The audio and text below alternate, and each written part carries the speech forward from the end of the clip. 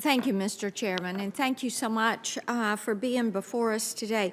I've got a couple of concerns I wanted to raise with you because the issues seem to continue. One is the cybersecurity at the IRS and what is happening with data, what is happening with data breaches. There have been some pretty high-profile data breaches. Publica and the GAO has found numerous instances of willful misuse of information and unlawful, unauthorized access to information by employees. So, Hey, City Council. on this GAO report, have you seen that? Have you reviewed the deficiencies, and what are your thoughts? No, I have not seen the report. Okay. Will you do that and submit something in writing? Because to me, this should be intolerable.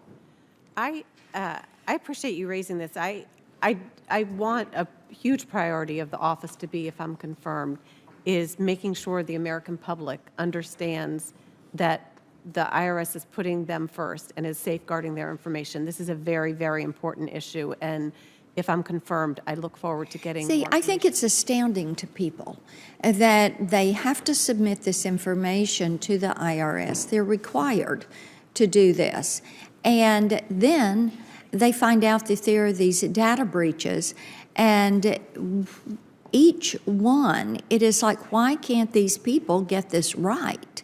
And we do hear a lot about it. Tennesseans are very concerned about that, and people need to know that their information is going to be private, that their name, their address, their social security number, their income, their tax filing is not going to be made public. So please, let's get some attention on that issue.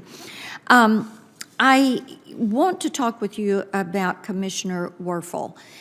When he was here before us and I questioned him, we looked at that $400,000 threshold for audits on the American people.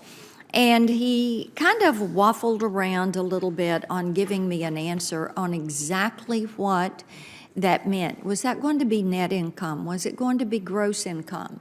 Because we've got a lot of Main Street small businesses that their gross is $400,000, but what they make out of that, if they're a restaurant, if they're a retail shop, it might be they might be taking home actually $40,000 to $50,000.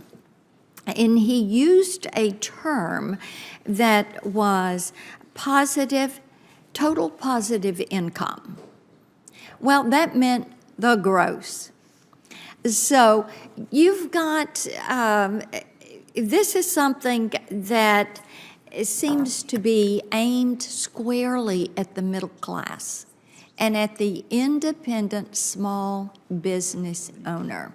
So as you look at this and you say nobody under $400,000 is going to have an audit, how do you calculate that? Are you looking at the net? Are you looking at the gross?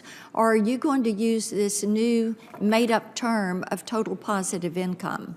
Yeah, thank you. I have seen the reports that the IRS will be going after the large partnerships, the high net wealth individuals, without the intention of auditing those with less than $400,000.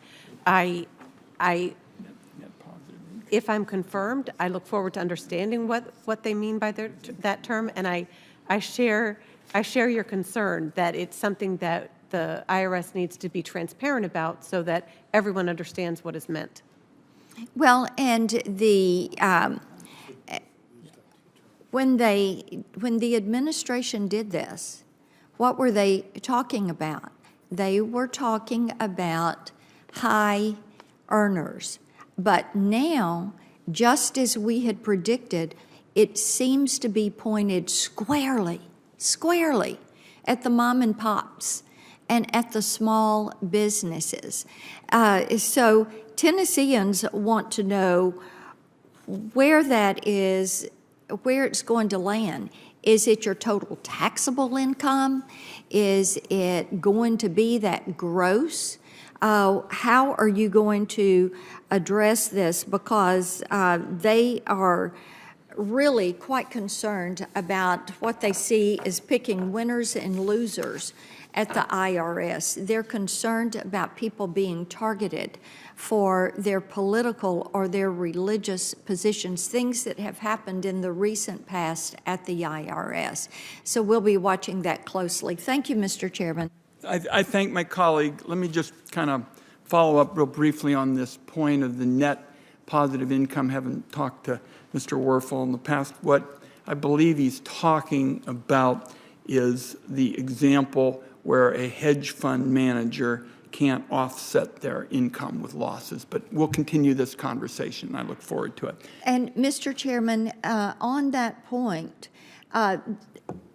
he may have given you a different answer in a private conversation. That is not the response that he gave when we had the hearing. Therefore, you've got a lot of small business owners out there that are quite concerned about the ramifications of this position and the lack of clarity of exactly what he's going to do with that authority. Well, we'll continue this conversation. I'll only say I've heard him say in a number of instances that his version of approaches like net positive income is designed to make sure that the very wealthy can't game the system. But I get my colleague's point. I look forward to talking with her about it. Senator Cortez Masto.